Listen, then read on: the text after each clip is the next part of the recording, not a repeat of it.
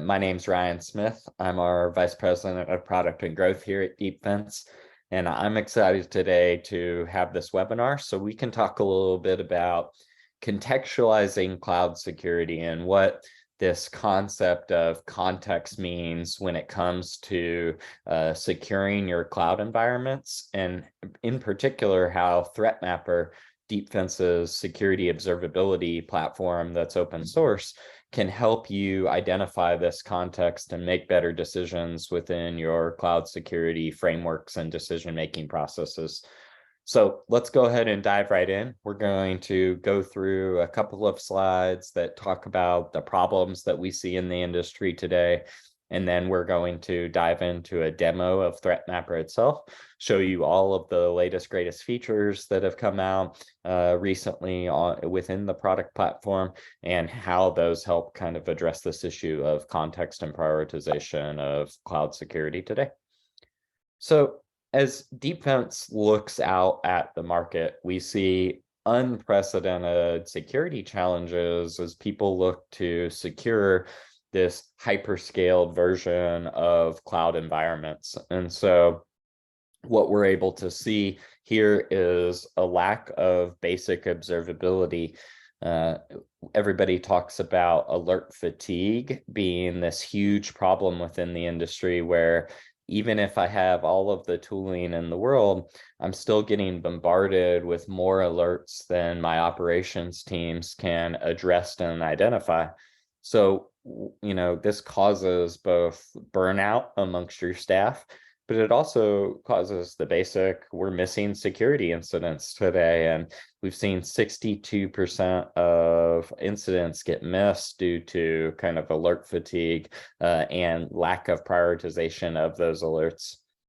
You couple this with the fact that if we look at the vulnerability landscape, a lot of what our tools present to us is just noise.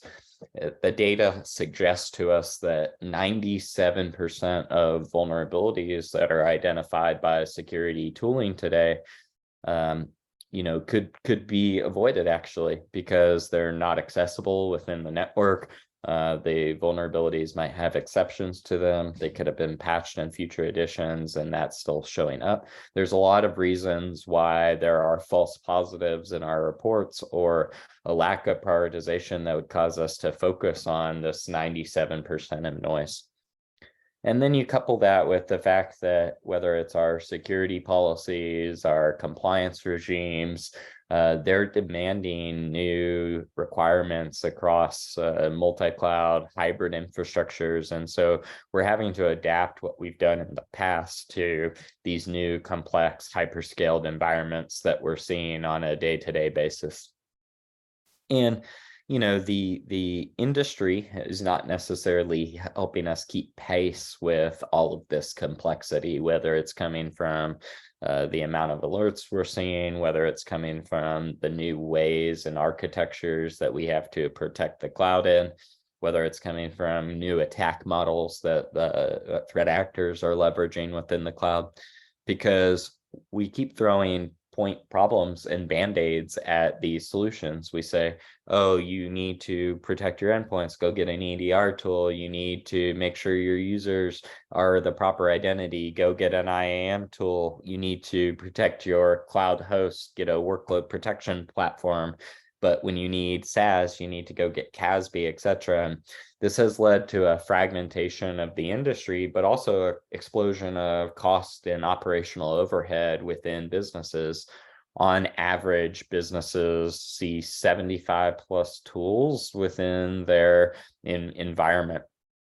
And this has caused kind of this huge explosion of need within the cloud application space in particular to kind of grow here. And so, we believe that security is ultimately table stakes for providers, but there's a lot of challenges that consumers are facing when they try and implement security within these new provider environments.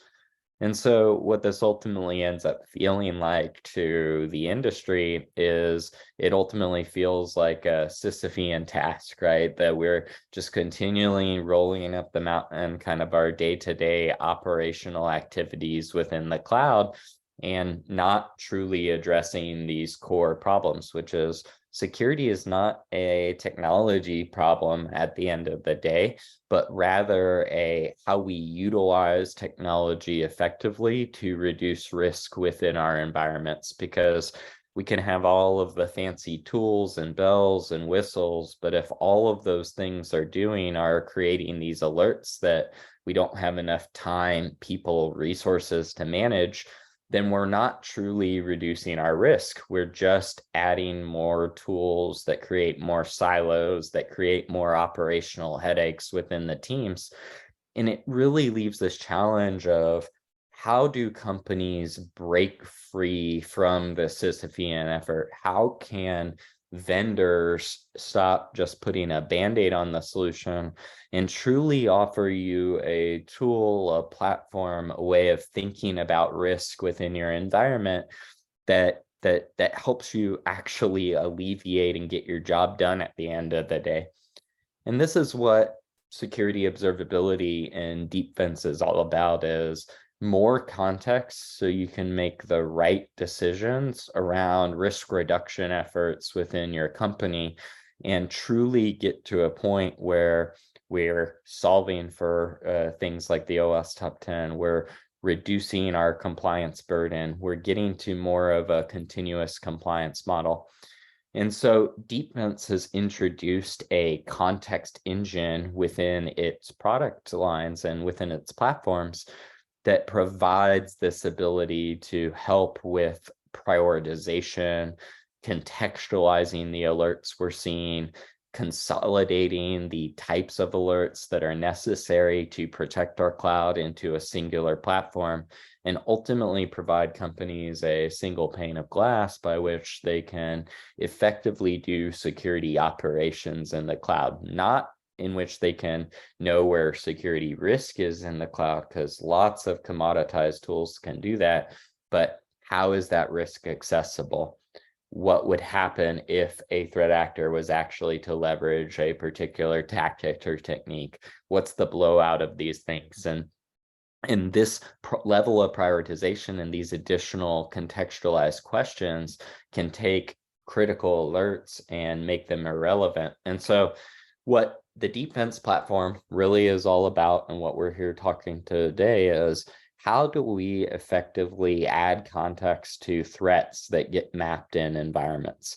And so we have an open source platform because we believe that nobody in the industry should be paying to know what their risk posture is, or should be paying to know how threat actors could potentially create damage in their environment. Really, our industry should solely be focused on how we help companies remediate the things that we've identified within, and how we help them prioritize their risk reduction efforts.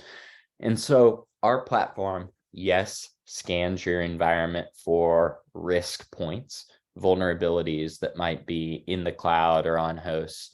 Maybe it's configuration issues that are leaving your environment open to accidental threats, or to threat actors scanning for S3 buckets and customer data that's exposed to the internet. Maybe it's secrets or sensitive passwords and information that are deployed within the network, or maybe it's even malware that we're capturing with our cloud native Yara-based malware engine. Whatever our scans find, though, we're not just telling you, hey, you have 1,000 alerts, 90% of those are critical, so you have 900 alerts that your team of 2 people have to go now remediate. But what we're then doing is we are layering on what we know about application architecture, the runtime context, the network flow information, who's talking to who. And what we're able to paint for you is this picture of a threat graph. So not only can we consolidate all of these alerts into a singular platform for you, But we can then take it a step further and tell you which of these alerts are actually accessible from a threat actor's point of view. If they are accessible, what is the exact path that a threat actor would use to get to this Kubernetes cluster or this EC2 instance or this S3 bucket? And how do these layered risk points and vulnerabilities, compliance issues, secrets compound one another when this attack vector is available? And if we can see that for you, that can help you prioritize risk to not just what is severe within your environment, but what is actually likely that a threat actor would go attack, manipulate, do damage. How would they do that?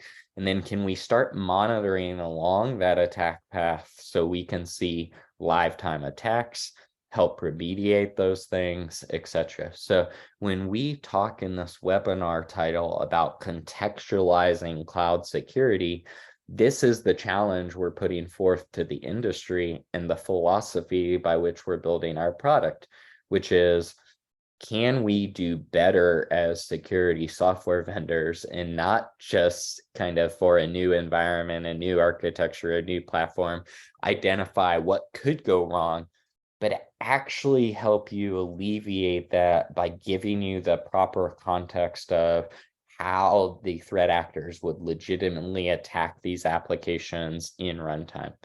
And this is really what ThreatMapper and ThreatGraph is all about. So we can build this runtime detection and response capability. We can build what we call actionable security, i.e. security observability, that not only helps you scan your environment for risk related to your workloads and your posture and malware and containers, but also can identify how you can take action to reduce that risk in a meaningful way based on everything that's happening within that runtime environment. And we can do this across clouds, across infrastructure types, which is very powerful when we want to think about what is true observability in an environment from a security use case perspective. Well, it is the ability to identify what the attack surface looks like, to contextualize that and measure that attack surface with a threat graph, and then monitor along that attack surface what comes in, what's going out, what's changing within the environment, and truly make security decisions based on this runtime observability that we're able to leverage when we're able to connect to these new cloud environments. And so when we think about how we have architected a platform to take advantage of all this context that's been missing from these cloud security conversations, this is really the platform that we're talking about. It's a platform that can reach into your APIs, workloads, infrastructure, data points across different public clouds. It's one that is integrated with your different DevOps and compute platforms, so we can do this all within the processes of deploying and running your applications from a DevOps perspective that you're expecting, but one that ultimately helps you solve use cases in the cloud and doesn't get hung up on what technology we're using to get there, how we're doing it, etc.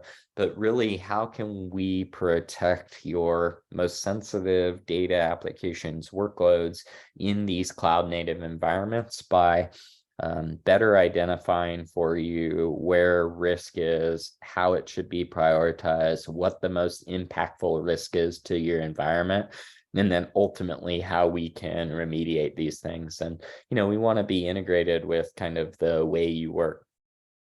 But we also take this a step further in saying that this should be open source, right? We should have an open future when it comes to telling this story of extra context and extra security observability within the cloud environment. So part of our product philosophy is to continue reinvesting these capabilities from our enterprise platform into the open source communities. So DevSecOps, CloudOps users, security analysts can all use our ThreatGraph technology to better scan their environment, identify risks, correlate and manage that risk, and then ultimately cure those points across their cloud continuum to lead to better risk reduction. But in order to kind of do all of these things, we did recently release a new version of our ThreatMapper open source product. That included this threat graph that I'm going to show you in the demo. It included some additional scanning capabilities to reach into some of these compliance configuration and malware issues. But once again, we took the stance that this should all be technology that is free and open source for communities to better put pressure on the rest of the security industry to begin adding more context that helps internal security teams solve the operational headaches that come with implementing security platforms. So this is really where we are focusing our efforts. So now I want to go into a demo real quick. And then after the demo, we'll come talk about ways in which you can get in touch with us, download all of this, answer any questions that people might have as they put them into chat. We'll get to them towards the end. But I do want to hop into the demo now.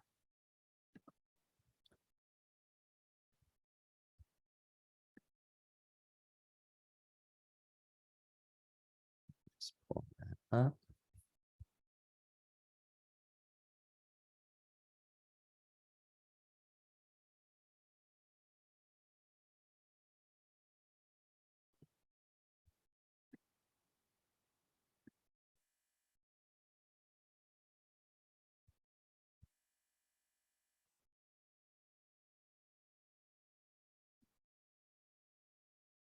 All right.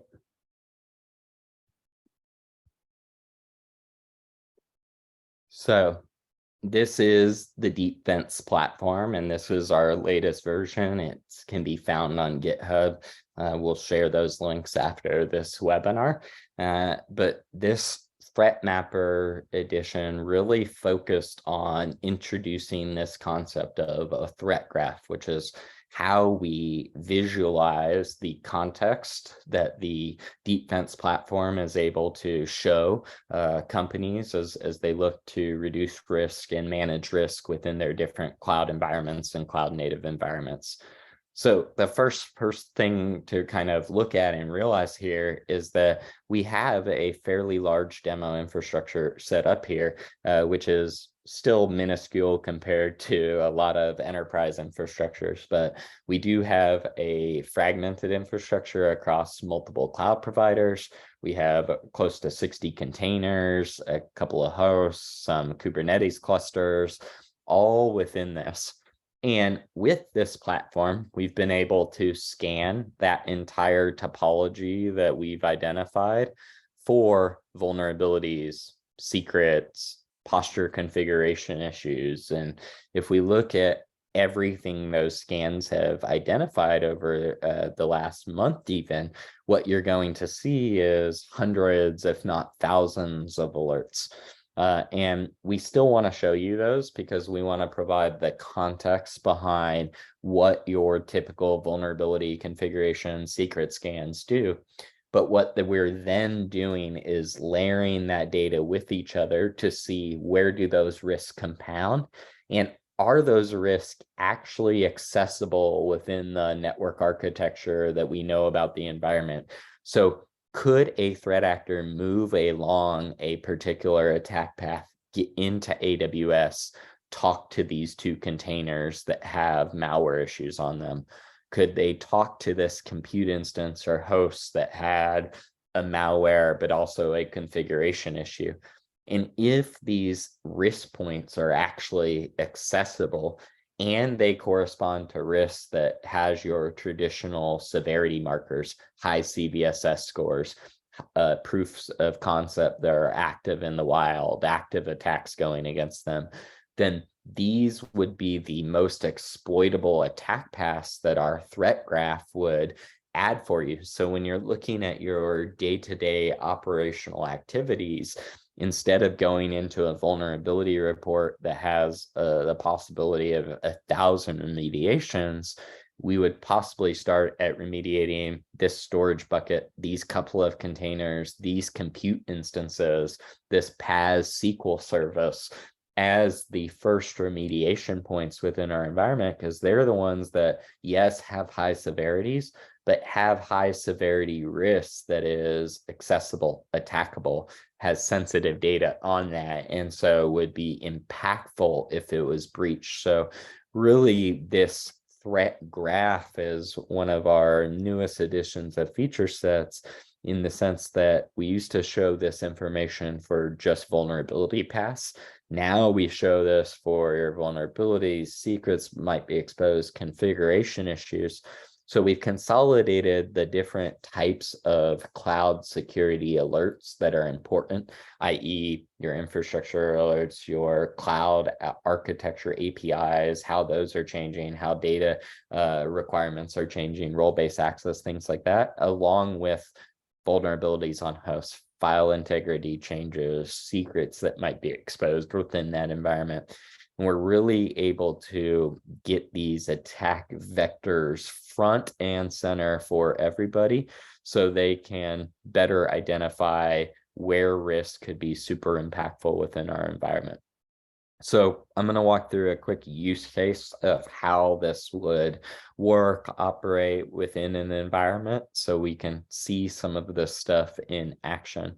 But if we, think about an environment, this can be, across clouds. It can be, if we go into each of these clouds, they could have a Kubernetes cluster, they could have different things and regions from host environments, but we should be able to ultimately see into each of these environments at the host, cluster, etc. level. So we have deep visibility into who's talking to who, what we're protecting, and what it looks like within the environment.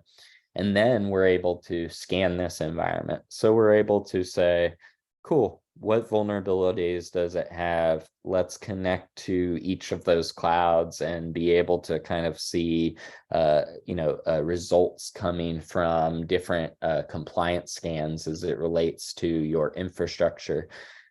All of these things are going to throw risk profiles similar to what you expect to see from these tools. You have X amount of vulnerabilities, so many of them are critical, high, medium, etc. Here's your top host or containers that have these vulnerabilities.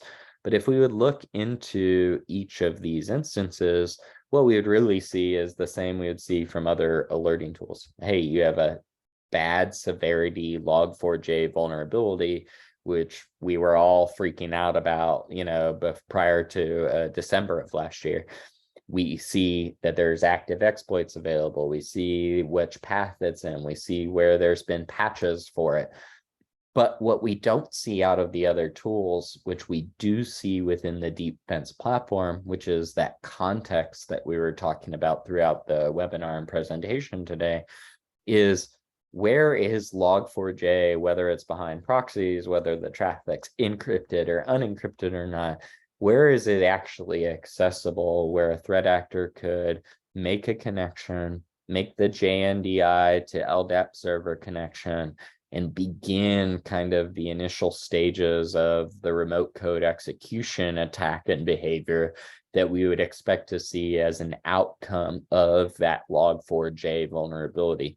And so while there may be, instances where vulnerabilities 0 days are ubiquitous throughout our environment, it's not enough to, in a 0-day scenario like that, run a scan and then have that scan light up like a Christmas tree and say, yes, you're infected. But in those scenarios, we're really fighting against the clock to say, not only am I infected, but has this been exploited already? And if it's not been exploited, where am I most at risk for that exploitation behavior to happen, so I can identify and remediate those things? And so if I know that even if I have 90 instances of log4j in my environment, if there's really only 2 instances where that is accessible from a threat actor's perspective, then these are going to be the 2 servers I patch first, as opposed to the other 90 servers that don't, have that accessibility for the threat actor to make that actual connection. And so these are the scenarios where having context within your security data, saves you time, because you're not patching things that aren't accessible, i.e. a threat actor could never reach them, even if they have a bad severity attached to them.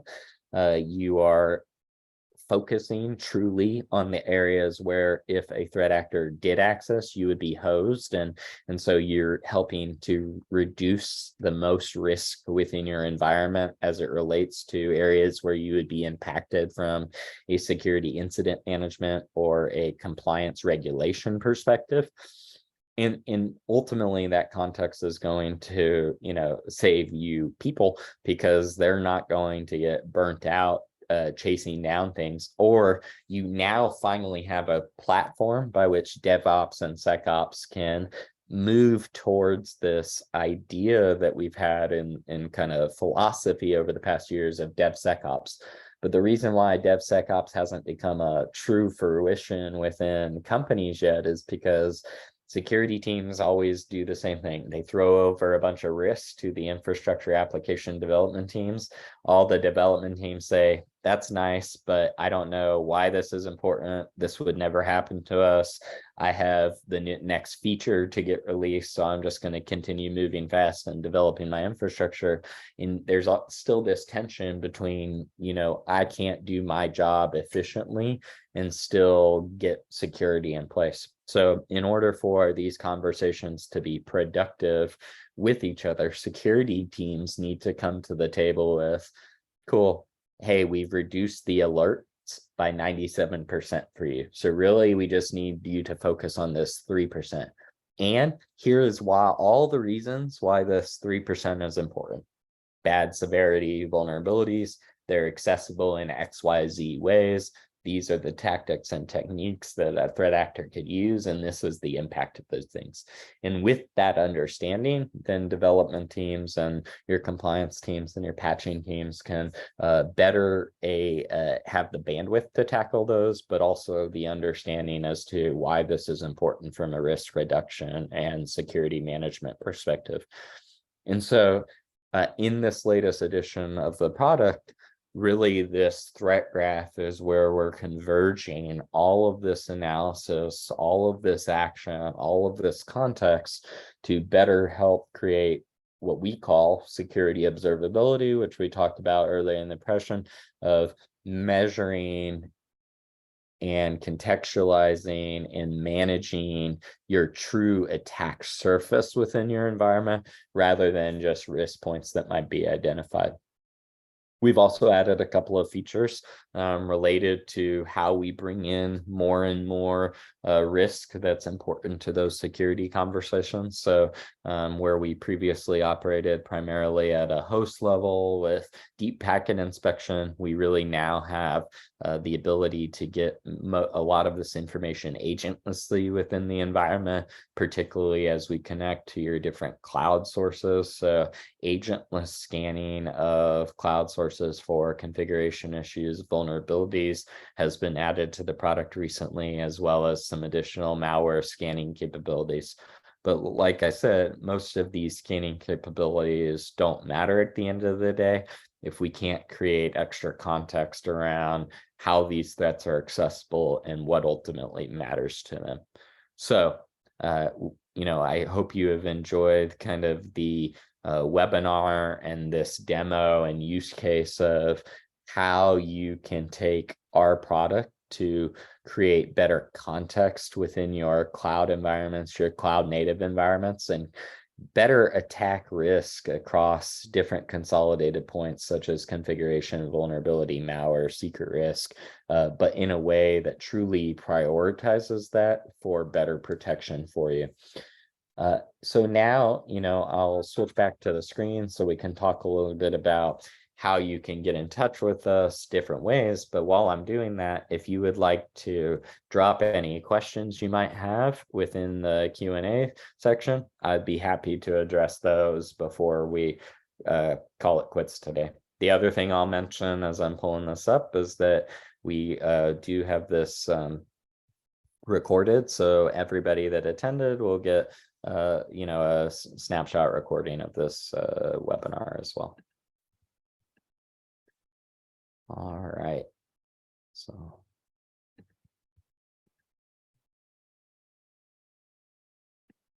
here's, ultimately how you can try the Deepfence platform. If you like today's presentation, if you try the product, please do go to GitHub, add stars, show your support in that way. But we do have open source commercial editions with free trials. If you go to deepfence.io/getdeepfence, you'll be able to jump right into seeing how the threat graph looks and visualizes your cloud environments. As I said, will always be open source, and it'll be the heart of what we do, providing these capabilities as a benchmark to how security should be done within the industry. And then we invite you to join our community. So if you go to community.deepfence.io, you'll be able to hop into our Slack channel, ask questions there in an asynchronous manner, and you'll ultimately be able to engage with our product documentation, blogs, etc. So really appreciate the time today and the ability to do that. And so we do have one question, and it was about how quickly we can detect cutting edge security attacks. So the platform is backed by a threat intelligence server. That threat intelligence server gets updates almost hourly from different sources. It's our own curated threat intelligence from our threat researchers, paid and subscribed and open source feeds that we curate and consolidate into it. So we are able to identify both zero-day signatures that get identified, but also anomalous behavior. So we identify threat behavior even before rules and signatures are built for it. So when Log4j came out, it was really the impetus for our ThreatGraph technology, because every vulnerability scanner on the planet was just lighting up like a Christmas tree, and companies were really beginning to ask, where am I hosed? Where is this accessible? I understand that it's everywhere and severe, but where do I even begin my patching efforts? And that's when all of this context discussion began. And we were one of the first companies to really identify and then ultimately help people remediate Log4j from a true zero-day scenario. And then, yes, you can use the open source edition for free. So there's no cost there. If you want to use our enterprise product, you can do that. And there's cost associated with that. The main differences is where ThreatMapper enumerates where the risk is, what the attack paths are, how threat actors can reach. It gives you the threat graph, allows you to do all of your scanning.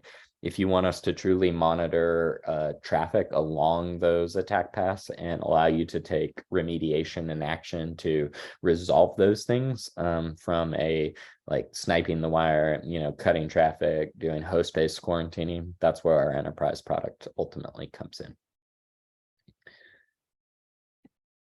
All right. Well, I think those are the questions today. So we'll give everybody a little bit of time back over their Thursday morning and lunch hours. But we really appreciate the time you spent with Deepfence this morning to learn more about contextualizing cloud security with our ThreatMapper product, and looking forward to the next product webinar with you. Once again, Ryan Smith, VP of Product Growth here at Deepfence, and thank you for joining us today.